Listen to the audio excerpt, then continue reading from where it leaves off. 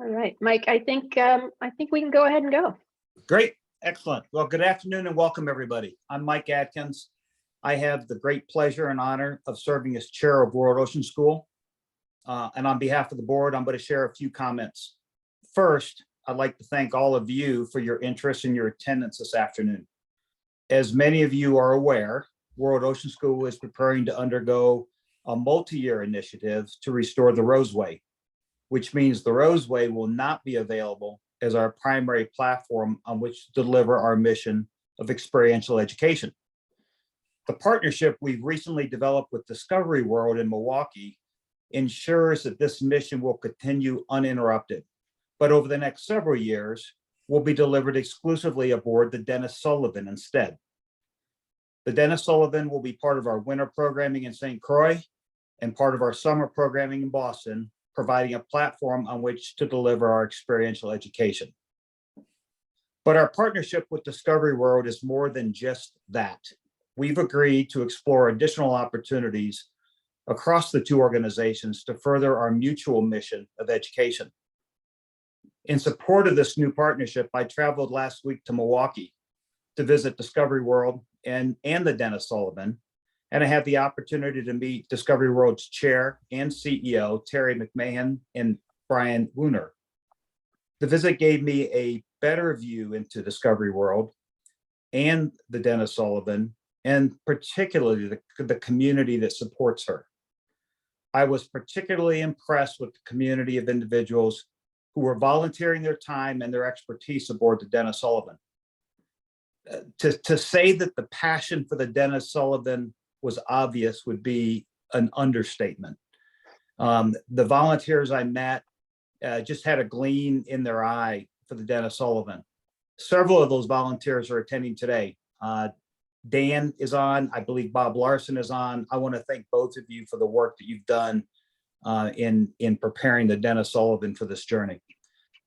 So in closing, on behalf of the board, I'd like to thank the Milwaukee community and the volunteers who built and maintained the Denis Sullivan and who have helped prepare the Denis Sullivan for her next adventure. I'd also like to thank our captains, our crew, and our staff for their time and their efforts in this endeavor. And with that, Eden, I'll turn it over to you. Excellent. Thanks very much, Mike. And thanks again to you all for joining us. This is a really special and sort of momentous time for us. And it's really wonderful to see so many incredible faces and supporters. For those of you who are new to us, I am Eden Leonard, the Executive Director for World Ocean School, and thrilled to be here and celebrating this evening. There are a number of World Ocean School board members and supporters and various fans from all different realms. And unfortunately, I can't introduce every single one of you, but I really want to thank you personally for joining us. A couple of housekeeping notes. We're going to keep you on mute and ask that you stay on mute for most of the presentation, and then there will be a Q&A. I encourage you to use the chat function to raise questions, and then we'll field those questions at the end. I want to just point out, a year ago, our board and staff undertook a really pretty significant strategic planning initiative. And actually, Mike Atkins, our chair, facilitated that process. And I actually want to read you something that came out of that. The strategic planning work was really sparked by the recognition that Roseway is approaching her 100th birthday.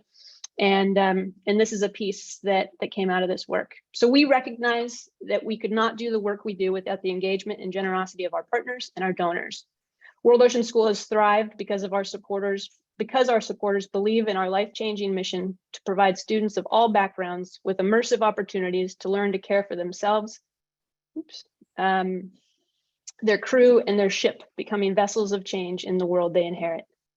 As we prepare for the next 100 years, we are committed to these goals: robust and accessible programming that deepens and expands our impacts in the communities we serve; the preservation and stewardship of Roseway, enabling future generations of youth to experience a life-changing voyage aboard an authentic sailing National Historic Landmark; sustainability and innovation that allows World Ocean School to continue to thrive and adapt to meet the needs of even our most under-resourced community members; and diversity, equity, and inclusion and belonging, positioning World Ocean School as a leader in diversity, equity, and belonging initiatives, striving for belonging for all those involved or aspire to be in all the spaces we inhabit. So physically and in the broader maritime industry, regardless of race, class, gender, sexuality, or perceived ability.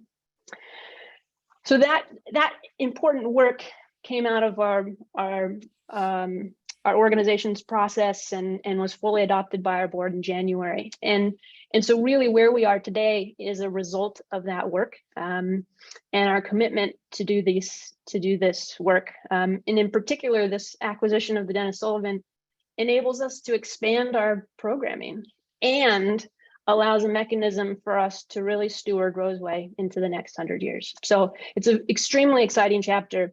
I know you're here because you want to meet the Denis Sullivan and you want to learn more about it, and I'm very excited to do that, but we wouldn't be able to do this without an incredible new addition to our team, Captain Jill Hughes. Now, Captain Hughes has been somebody who I've really tried to get into our fold for quite some time. She has an incredible reputation. Most recently was the captain aboard Geronimo for St. George's, and had been a relief captain for us for a number of years. And we're really thrilled, joined us permanently as a port captain earlier this year. And we absolutely would not have been able to do this and have Denis Sullivan join our fleet without her expertise and creativity and resourcefulness, and she's just been an outstanding asset. So in addition to getting to celebrate this great new vessel that's part of our fleet, I'm really thrilled to introduce this incredible human that's joined our team. So I'm going to pass it over to Captain Jill Hughes. Thanks. Well, thanks very much, Eden. That was really nice. Very kind words. I'm going to share my screen here.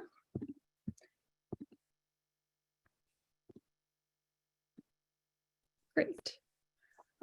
And I'm mostly going to talk about the Denis Sullivan. I'm going to talk just a little bit about my road to World Ocean School and the Denis Sullivan, but it's mostly going to be about the vessel. I won't go too much into the history of the ship. There are certainly people who know much more about that than I do, though I have been trying to do my homework. And I had a lot of folks stop by the boat while I was in Milwaukee to show me photos of the construction, tell me their stories, their involvements.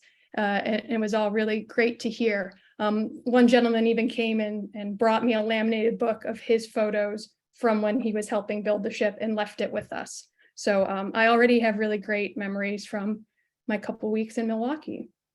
So this photo I love. I just saw it from Chris Winters. So thank you to him for sharing it with us. I want to point out to any of you who know the vessel, this must be a very old photo because she still has channels on the foremast and she doesn't have any stern davits. So my guess is this was probably her inaugural or maybe second year ever in commission, but I think it's a great shot. So just a little bit about my background and like I said, how I got to World Ocean School and the Denis Sullivan. So I actually grew up on the Great Lakes. So I am particularly pleased that we now have a Great Lakes schooner in our fleet. So I learned to sail on Lake Erie and on Lake Ontario. My first tall ship was the Niagara, which is the brig in the corner there. I started there the summer after my senior year of high school. I signed up for 2 weeks as a volunteer.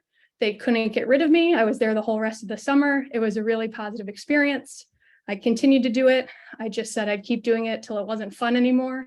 And here I am, and it's my full-time job and really just about the only job I've ever had. So I've been fortunate to also serve in a lot of different positions. I included a photo of Bowdoin because that was my only real stint as a cook. So I spent a summer cooking on Bowdoin, but was fortunate to go up to the Arctic with them when they went up there in 2008. In the bottom middle there, that's Surlandit. So she's a Norwegian ship. She takes students out sailing 10 months of the year. So they sign up for a whole year of high school. And we did some really exciting sailing around the world. And it was great to work with an international crew and learn from them. And then I had to include a photo of Geronimo because that has been my home for just about the last 6 years. So from 2016 to 2021, and they're based out of Newport, Rhode Island. So a lot of diverse experiences, all in sail training. I would say that 80% of my time on tall ships has been on student-based vessels. So that's my real passion. I love sailing, I love tall ships, but it wouldn't have the same meaning to me if not for the students and the programs we get to do with them. Oh, my computer's locked for a second. Let's see if I can get her to go.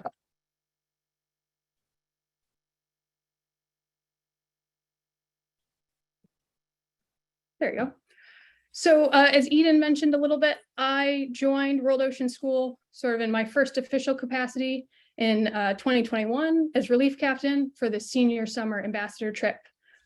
This was a really great program. As Eden said, for years, we were trying to make something work, and it was just great that it aligned last summer. So there's a photo of the students from that trip. I also had to sneak in a photo of Captain Flansburgh. For those of you who know him, he's a World Ocean School senior captain. I first sailed with him back in 2007 aboard Westward. And then that particular photo is us doing a ocean classroom 4-month voyage together. And I included it because that's actually my cat that's laying on his leg right there. So Christopher and I go way back and have a great relationship, and I'm looking forward to sailing with him more and working with him more. So as Mike and Eden discussed, World Ocean School was in a position where they needed to start working with another vessel to ensure that programming could continue. And so I officially came onto the scene this year in the summer and was excited to really be able to dive headfirst into helping that find the solution to that problem.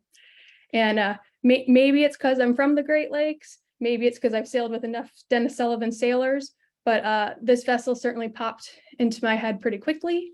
And I just asked, hey, can I make a phone call and just find out what's up?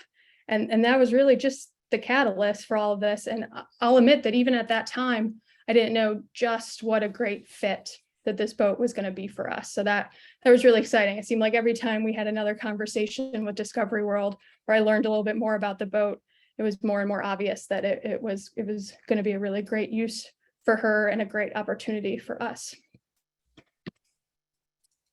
So this is probably my personal favorite slide of the presentation because it shows just how similar the two boats are. I mean, aesthetically, they look quite different. I mean, they're both technically schooners, but if you saw those last two photos, they visually look very different. But if you look through these numbers, they're remarkably similar, which is great because it means we can still offer the same types of programs that we do on Roseway aboard the Sullivan. Just to highlight a few kind of ones that stand out to me, I enjoy seeing that the Sullivan has 10 sails. Roseway has 5. That's me including her fishermen, which we haven't used for a couple of years. But the sail area on Roseway is actually greater. So that really gives a sense of just how big Roseway's mainsail is. I enjoyed that the Denis Sullivan has so many sails and that they're smaller because it gives you more options based on the weather conditions and more flexibility. So I think there's merits to both, but it surprised me to see that Roseway actually had a little bit more sail area, despite Denis Sullivan having 3 topmasts. Otherwise, again, pretty comparable. The Sullivan has 2 engines. Roseway has 1, but the horsepower is almost the same. The berthing on board, very similar. Roseway has 2 more bunks for students. But again, I think just a really natural fit for what we are looking to do. So here's some line drawings of the boat. It's hard to really capture through photos, sort of a tour of the vessel. So I've tried to break it down into some slides. But I think folks always like to know, where does everyone go? Where does everyone sleep? Where do the students sleep? Things like that. So if you look at the middle image, if I start at the bow, so we've got the forecastle with 10 bunks. That's typically where the crew has lived on board. I imagine we'll do the same arrangement, but there's 10 bunks up forward. Then the main hold with its 16 bunks, typically student berthing. There's also 2 heads in that compartment and a shower. That's where all of the World Ocean School crew is living right now because we've used the forecastle for storage, which you'll see a photo of shortly. It's a nice space. Like I said, the crew, I told Sienna, one of our deckhands, to pick the compartment to clean that we'll all move into, and that's the one she picked. So the students have some nice spaces on board. And then moving aft, we have been calling that the galley or the galley hold. It's a large space. I'm pretty sure that's what they typically called it. So it does have the galley. It also has a bunk room, aptly called the 5-man. You can guess there's 5 bunks in there. It's cozy, but it's also right in the middle of the ship. So I think some of the most stable conditions, as people are getting their sea legs, they can go and live in the 5-man. And then moving aft, the engine room. Again, it has 2 engines, 1 generator, all your typical configurations you would find, water heater, stuff like that, all your creature comforts. And then above it, there's a pretty unique space that we kept calling the chart house or the pilot house or the lab, because it kind of encompasses all 3 of those things. And you'll see a good photo of that in a little bit. But it's a great space. It's a great teaching space. There's sinks, there's big workspaces, there's a huge chart table. There's a booth for people to do schoolwork or have a meal. It's a really versatile space, and that's also where the captain's cabin is. I apologize, my computer's being a little temperamental.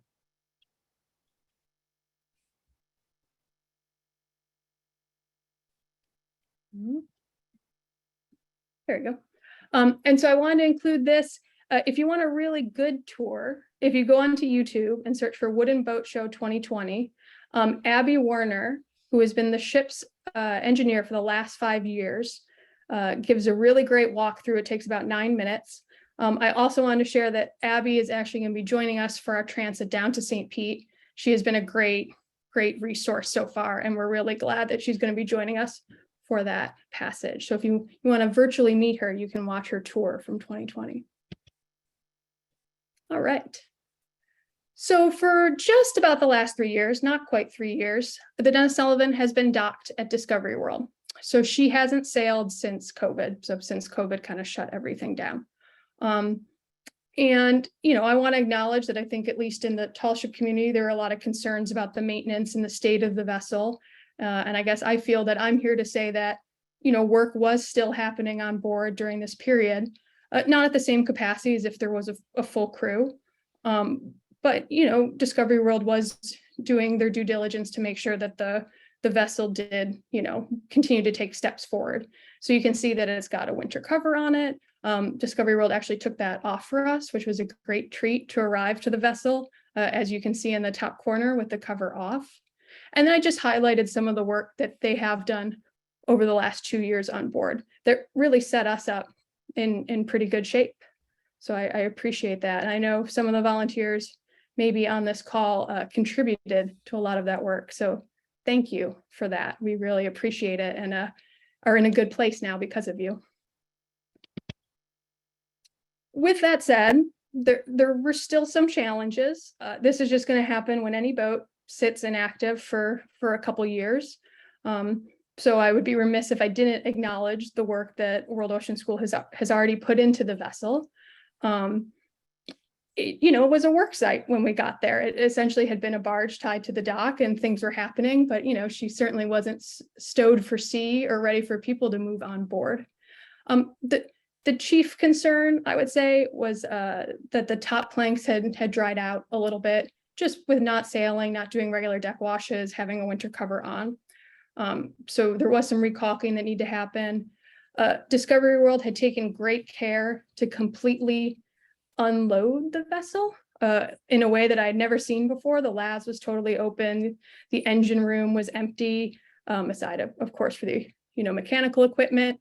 So that was great for us to see the boat. So when I first flew out to see it, you could really see all the frames and ceiling planking and everything to make a great vessel inspection. But it did mean we had a lot of putting back together that we had to do.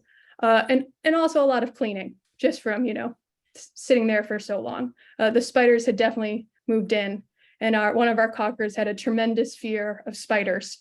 So he dealt with it in stride because there was no shortage of them at the start of this adventure. And then again, just highlighted some of the bigger needs the vessel had when we showed up.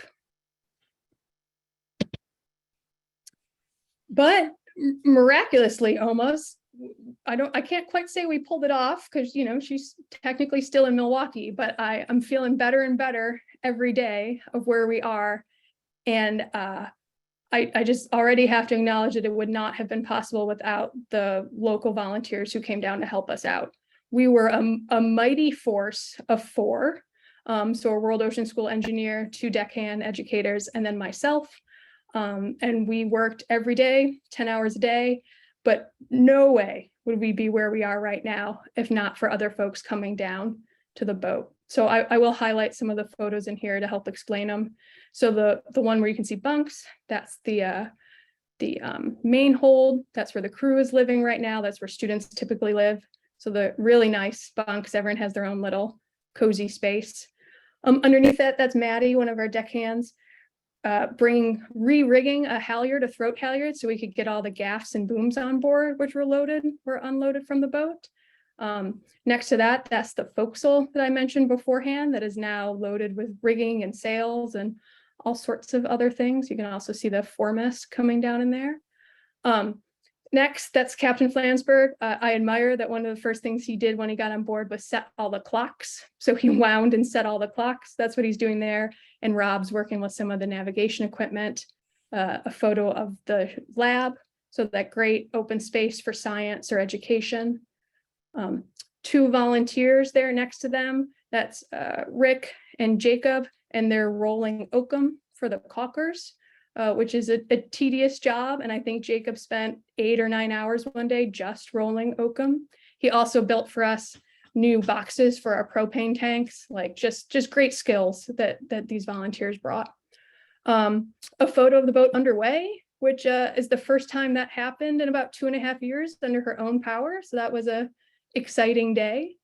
And then you can see Sienna, another one of our deckhands, moving the brand new anchor chain back on board. So when I say everything was unloaded, I mean everything: anchors, chains, all the spars, all the sails, and really those 2 ladies, Sienna and Maddie, moved 90% of it back on the boat, just the 2 of them.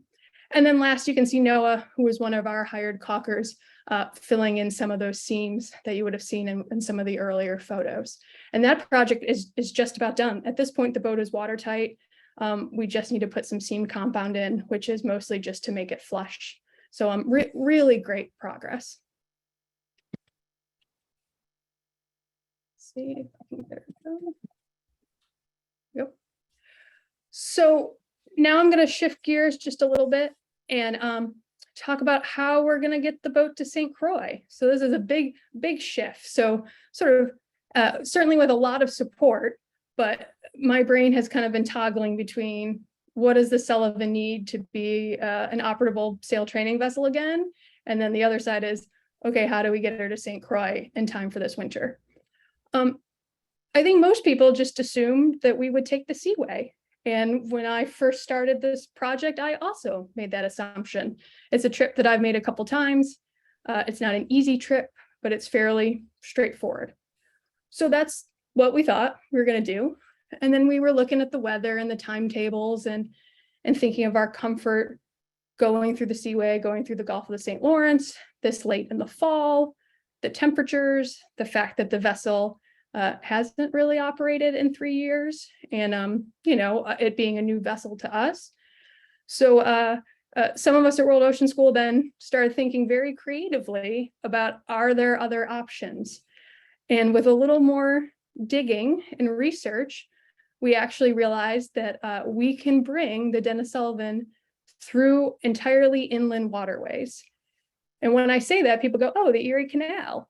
And then I go, no, the Mississippi. And then they have a surprised look on their face, and then they want to learn more. So I've tried to kind of outline the 2 options right here. I have a better photo in the next slide, but you can see that light yellow line pretty much mirrors what we're going to do down the middle of the country versus the blue line going out to Boston. And then just if you look at the right column there, you'll see how those numbers actually break down. So we save some mileage. We're not up against the weather so much. I have some good connections in St. Petersburg, so it's a great place for the vessel to stop and re-rig and get her COI back and kind of regroup. So we are excited about this trip we're going to take. And I have a little bit more info about it on the next slide. So it's a lot of different waterways that will stitch together in order to get down there to the Gulf. I'm not going to read them all, but that should give you a sense of it. We anticipate the trip taking about 12 days, 11 to 12 days. That's from Chicago to Mobile. And so you can tack on a day or two getting to Chicago and then getting to St. Petersburg. You might be thinking, why don't more vessels do this? Well, and the easiest answer is depth. So Roseway could not make this trip because Roseway draws 12 feet. The Sullivan actually draws just under 9 feet. And especially with her lower mast not being on board, she'll probably even draw just a little bit less. So that's great. And I've certainly talked to a lot of inland tugboat captains and Army Corps of Engineer, and everyone has reassured me that as long as you're in the channel, you can draw up to 9.5 feet and not have any problems. And that's actually what they load the tugboats to, or the tugboat barges to. And these tugboats will push enormous barge loads down, sometimes 3 long and 2 wide, or some combination of that. So no, we're all looking forward to embarking on this very different transit. And then we're also very fortunate to be joined on this transit with a professional inland tugboat captain who is coming along with us sort of in a pilot capacity. So Captain Flansburgh, along with Captain Hill, will be doing the trip jointly, again with Captain Flansburgh serving as the captain, with Captain Hill being an expert on board. So it should be a really neat and unique adventure for them. And that's pretty much it. I just again wanted to express my thanks to everyone in Milwaukee, to Discovery World, for the volunteers that built this ship. I mean it so sincerely that we are so excited to be bringing kids on board again. And we think just what a great platform she is for that, and that she can return to her sort of original mission, and that hopefully we can continue to get Great Lakes youth on board as well. So that's what I have. Providing I can exit out of this if my computer cooperates, I'll give the mic back over to Eden or Mike. So thanks, Jill. Actually, I was wondering if you'd give a quick update on what happened today on the Denis Sullivan.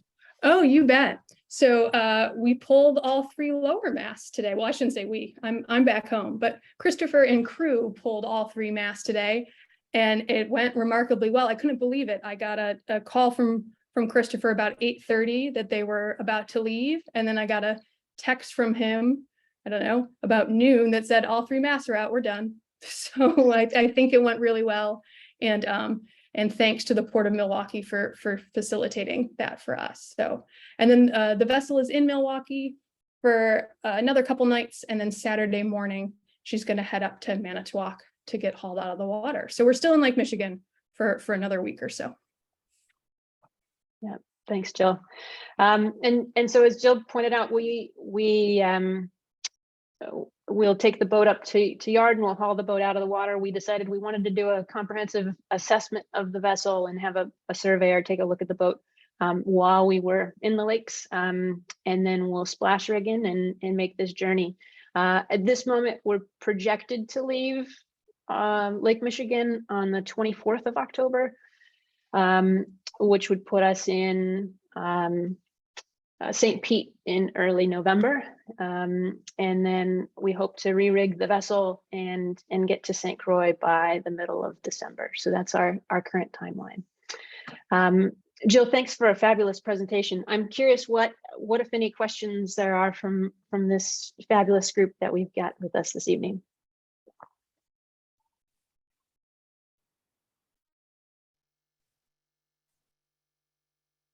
Steve Briggs. Hi, everybody, and hello, Captain Jill Hughes. That was a great presentation. My question is, in the trip from Milwaukee down to St. Pete, what do you see as the biggest challenge or challenges? Certainly, I can't imagine they're single-digit challenges. I'm sure there are double-digit or triple-digit challenges, but what do you envision as the biggest? I think there's two that are sort of the biggest. I plotted the whole route. I have Navionics on my iPad just to really look and make sure that it was doable, despite everyone telling me it was doable. I kind of need to look with my own eyes. And I got exhausted after I put in something like 2,200 waypoints. It is just very twisty, turny. It's just natural rivers until you get down to the Tombigbee waterway. So there's just a lot to kind of handle in that sense. It's all really well marked, which is great, not lit. So during the day, I think it'll be pretty easy going. At nighttime, there'll be some unique challenges. We plan to operate 24 hours, largely because if we don't fit outside of the channel. So it's not like, oh, let's anchor for the night, because we don't fit. So we have prepared the vessel with spotlights, extra spotlights with extra candle power. We have 8 deckhands coming so that we can have 2 lookouts at all time running those spotlights. We installed some new navigation equipment as well. We downloaded some specific charts that the local pilot or the local tugboat captains like for these waterways. So that's one of the biggest challenges. And then I'd say the second one is amenities. So especially once you get further down south, there's just not so many places to pump out and get fuel. So I think it'll just take some real careful planning. The vessel can go at least 4 days straight without stopping, but just making sure that we've earmarked all those places where we fit and we can get fuel to make sure we can make it down. And that's also how the pilot's going to be really helpful along this trip. Can I ask a follow-up? Sure. Thank you. So on that first point, it's literally the twists and turns of making those waypoints. Yes, and just staying in the channel. What's the, so, and I'm, so knock on wood, what's on the bottom? Is it mud and so the risk is stuck, or is it rock and the risk is, damaging the integrity of the hull? Yeah, I think that those risks are pretty low. So the entire waterway of the route we're taking, it's a great question because it in a way answers why aren't we going down the Mississippi the whole way. If you looked at my list of places, the Mississippi is on there, but it's actually a pretty short leg of the trip. The Mississippi is still a very natural waterway. So if there's a big rain, there's a lot of current and we're downbound. So we're with that current and we lose an element of control. Going this other route, all of those waterways are maintained by the Army Corps of Engineers. So they guarantee a certain amount of depth the whole way. I also think that a lot of them are dredged and man-made or canals. You also saw that there's something like 20 locks the boat's going to have to go through, which luckily the Sullivan is very practiced at. So she has all the right gear and has special fendering and all that. So that's really handy. But I think there is a reasonable chance at some point the boat will bump and then she'll just back off and keep going. And I don't think it's a very big concern. It's not, sailing up in Maine where a rock can kind of pop out of nowhere. It's very, very managed waterway. Great. Thank you, Jill. Thanks for great questions, Briggs. Daniel, you've got your hand up. Yeah, hopefully I can keep my video going here. It keeps on coming in and out for some reason. My name is Dan. I've been volunteering with Denis Sullivan and helping Jill and the crew locally. And going back to what Mike said about the passion of the local community, one thing that we want to do is keep some connection with Milwaukee. We have a friends group, a couple of people that are on here right now, or Caroline, David, I'm trying to see anybody else, Rick, are all people who were involved with the boat at different times. They've come and go, but they're here now. And we're trying to maintain a friends group that has connection to Milwaukee to both support you and your mission and let Milwaukee know that we haven't forgotten about the ship.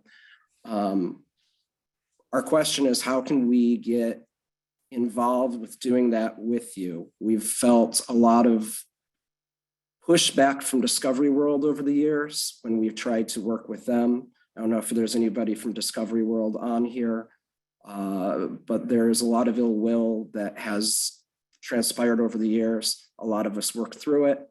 We don't want to end up in that situation with you. We were very happy that it's with a good custodian. How do we go forward and maintain the relationships with Milwaukee and also support you guys where your main mission is Boston? I think that's a great question. Jill, do you want to start or do you want me to take that? It doesn't matter, but I'm just gonna, since Dan came to the screen, I just want to highlight in front of everyone his Herculean efforts these past 2 weeks and his willingness to really dive right in and use some of his resources in Milwaukee. And our engineering list when I got to the boat was extensive, and I just assumed that many of these projects would not be gotten to until St. Petersburg. And I am so happy to say that I think they're all done. And that's in no small part because of Dan and Dan working with our engineer, Rob. So that's what I want to say. But just to highlight, I obviously want to stay involved with the Milwaukee community. It has been a really warm reception. So maybe Eden can talk a little bit to how we can do that. But yeah, absolutely. You know, I've been struck by some similarities, right?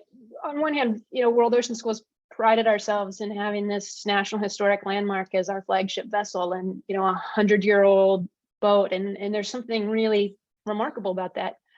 But this acquisition of the Denis Sullivan was built essentially by volunteers and this incredible, passionate core of people who believed in this and said, let's make this happen. And it's really unique. And we do not want to lose sight of that. We have a commitment to even in small ways, you know, keep Milwaukee as the home port.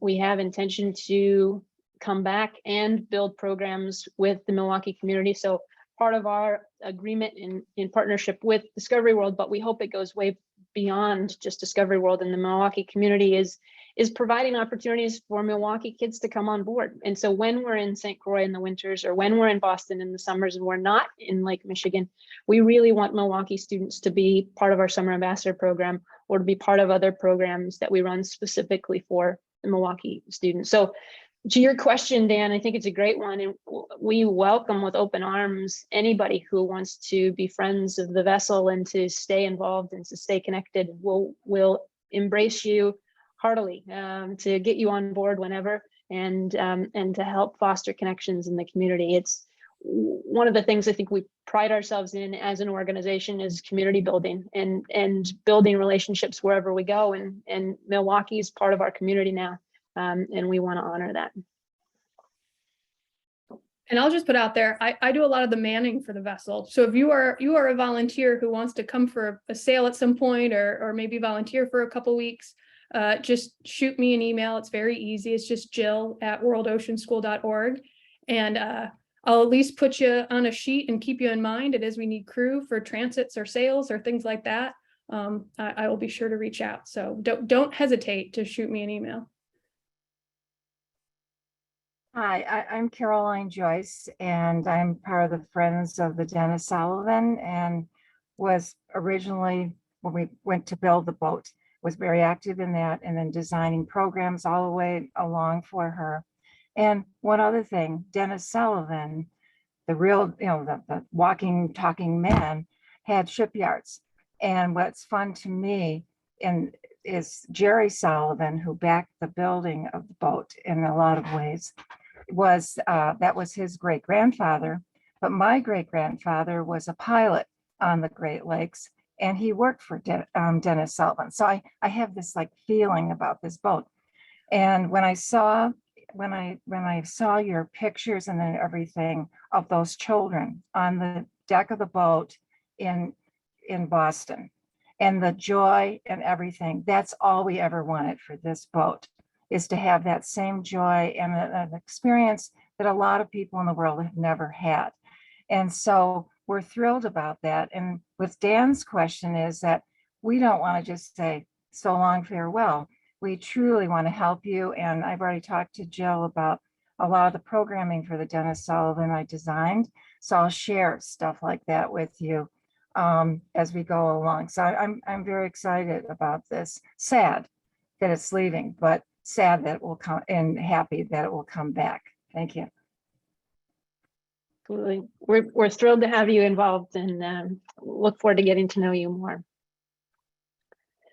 Sam, you have your hand raised.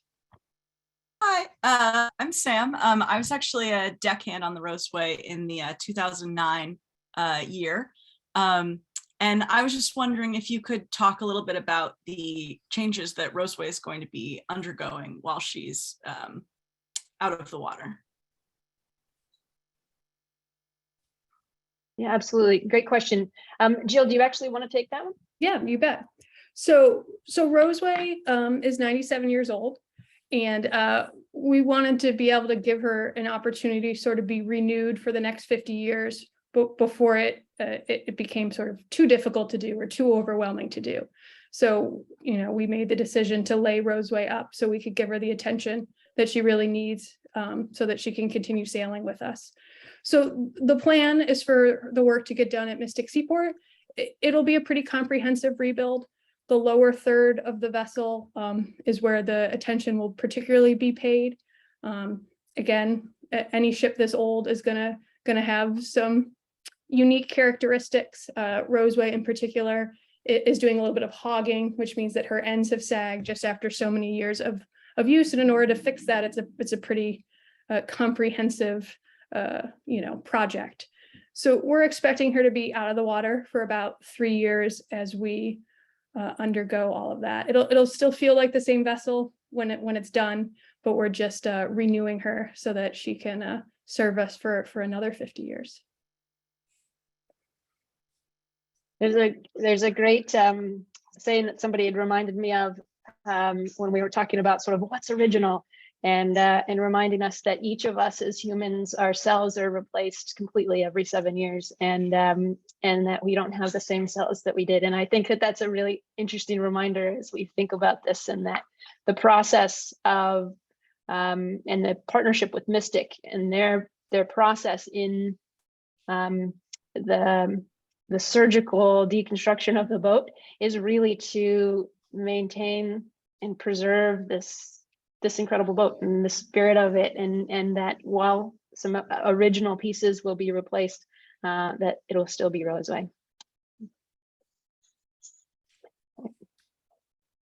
Sam, did that answer your question?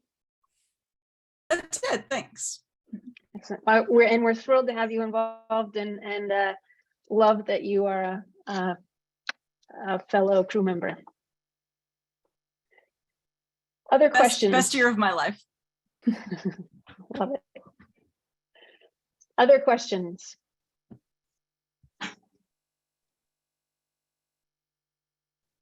I had a question. I'm having all sorts of computer problems here. Can everybody hear me? Just nod if you can. Yeah. Okay, great.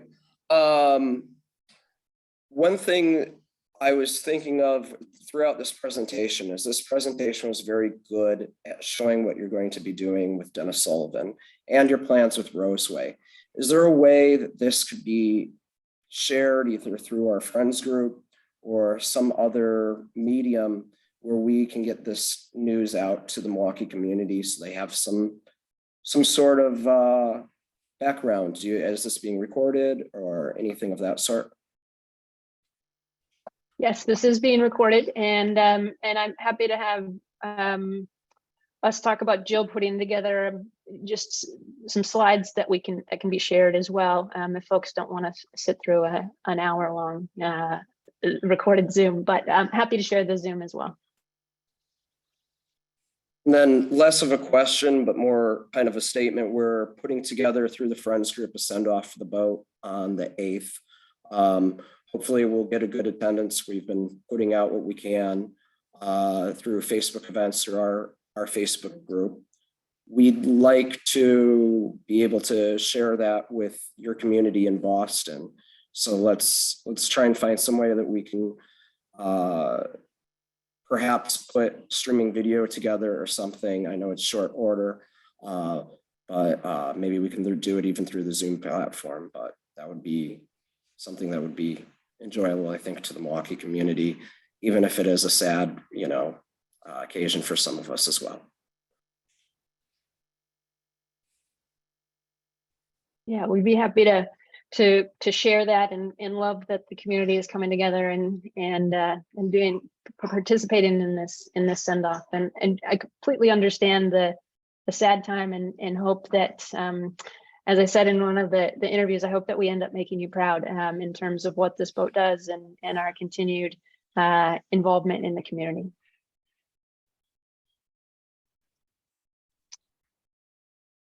Other questions or thoughts? Steve Briggs.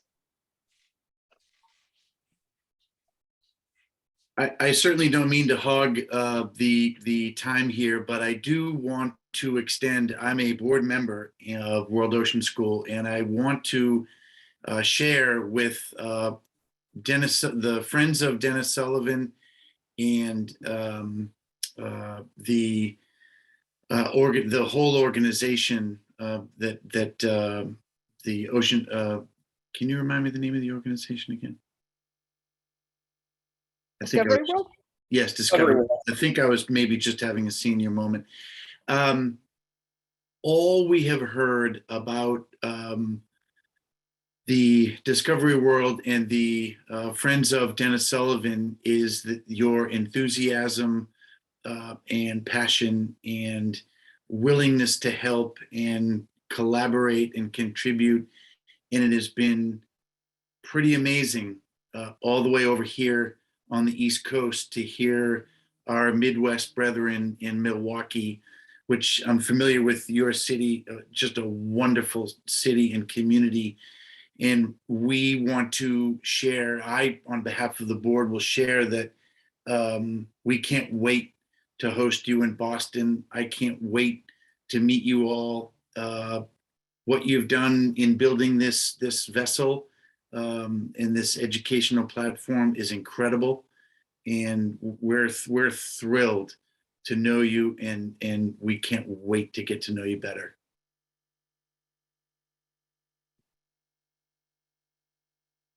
So thanks, Briggs.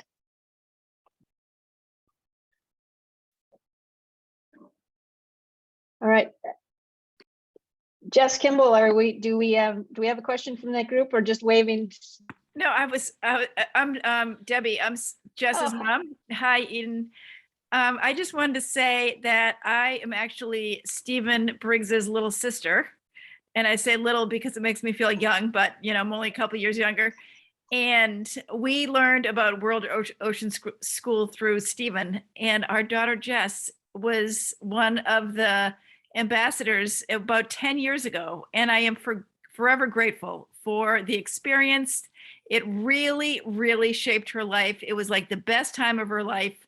And then she was a junior watch officer, and now she is a boat captain, and she loves sailing. And it really is because of World Ocean School. So thank you very, very much. And this is Jess. Hi, Jess. Thanks, Debbie. That's amazing. You're I love welcome. that. John and Barbara. Hi. So we sailed on a vacation cruise with the Roseway in the early 90s. And we were with a running club, and we would all jump into the sea after running and wash off with Joy washing liquid, because after the first day we were told that there was no fresh water for showers. And of course, there's a whole bunch of runners, so there's 23 of us. So we soon ran out of that. But the crew were fantastic. The meals were amazing, all done on a diesel-powered stove. And so when we found out that by going to Camden, that the ship was, being sold, we've supported or tried to support World Ocean School ever since, because we had such a fantastic time. You were asking about the party. Oh yeah, and I also asked about the party, the gala, which I understand is back on. We hope to have an event in St. Croix this winter. Excellent. And we'd love to have you be there, and we're grateful for your support. We will try and make that happen. Perfect. Thanks very much. Okay. I love that. Excellent. Other comments?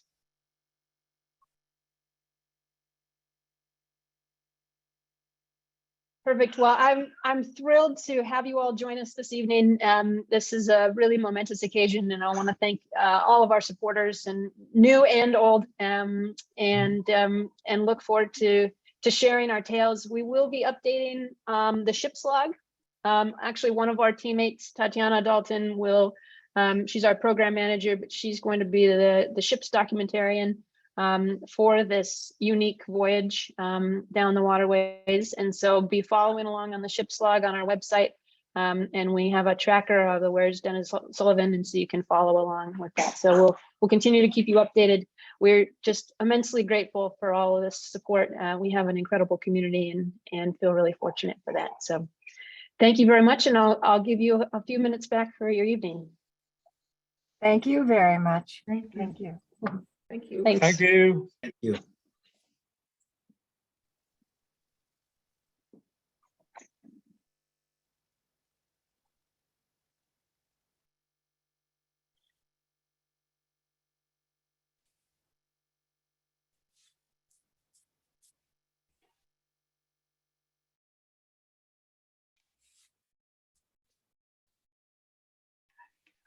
Oh, down here.